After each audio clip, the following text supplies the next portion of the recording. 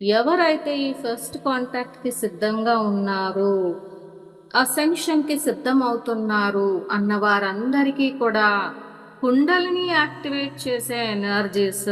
ఎందుకు అంటే planetary ascension, ఒక హ్యూమన్ అసెన్షన్. మీరు సెయింట్ జర్మియన్ చెప్పండి, బుద్ధుడు చెప్పండి, మహావతార్ బాబాజీ అనండి, ఆంజనేయ స్వామి అనండి, ఏదైనా వేరెవరైనా అసెండెడ్ మాస్టర్స్ ఎవరి పేర్లు చెప్పినా, సెరాపిస్ బే, ఎల్ మోరియా, ఎవరి పేర్లు చెప్పినా అసెన్షన్ అనే ప్రక్రియ మీ కుండలిని శక్తి ఎలా యాక్టివేట్ అవుతుంది, మీ యొక్క భౌతిక శరీరం కాంతి శరీరంగా ఎలా మారిపోతుంది అనేది కుండలిని శక్తి మీద డిపెండ్ అయి ఉంటుంది. అందుకే కుండలిని ఎనర్జీకి ఎంతో ప్రాముఖ్యత ఉంది, చక్ర వ్యవస్థకి ఎంతో ప్రాముఖ్యత ఉంది. అవన్నీ కూడా పూర్తిగా లైట్ కండక్టింగ్ ఛానల్ గా మారిపోవాలి. ఏకచక్రం, అసెన్షన్ చక్ర అంటే ఏకచక్రం అయిపోవాలి. దానికోసం సంబంధించి ఎలక్ట్రిక్ ఫైర్ ఎనర్జీస్ ని భూమి మీదకి పంపించడమే గూగ్నియర్ అనే టెక్నాలజీ. ఆ గూగ్నియర్ అనేది ascension advanced technology for the planet.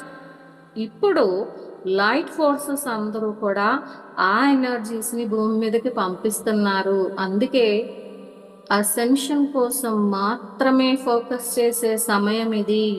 మరి ఇంకేది ఫోకస్ చేయాల్సిన అవసరం లేదు. మీరు అసెండ్ అవ్వడానికి, మీతో పాటు భూమాతని అసెండ్ చేయించడానికి వచ్చిన నక్షత్రలోక వాసులు మీరైతే డెఫినెట్ గా అసెన్షన్ కోసం మాత్రమే ఫోకస్ చేయాల్సిన అవసరం. అంతేగాని పక్కామేమంది, పక్కింట్లో ఏం జరుగుతుంది, పక్క దేశంలో ఏం జరుగుతుంది అనవసరం. ఇవన్నీ తెలుసుకోవడం వల్ల మీ లైట్ కోషెంట్ ఉపయోగపడుతుంది, పెరుగుతుంది అంటే డెఫినెట్ గా తెలుసుకోండి. పక్కింట్లో ఏం జరుగుతుంది తెలుసుకుంటే మీ యొక్క కుండల్ని యాక్టివేట్ అవుతుందా? మీరు పక్క దేశం గురించో, పక్క వాళ్ళ ఇంట్లో ఏం జరుగుతుందో తెలుసుకుంటే మీ కుండల్ని యాక్టివేట్ అవుతుందా? Simple question.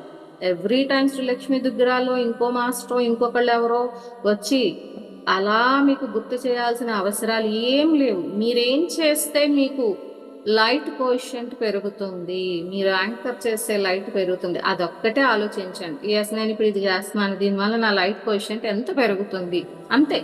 You have to cross check yourself. స్వయంగా మిమ్మల్ని మీరు పరిశీలించుకుంటూ ఉండండి.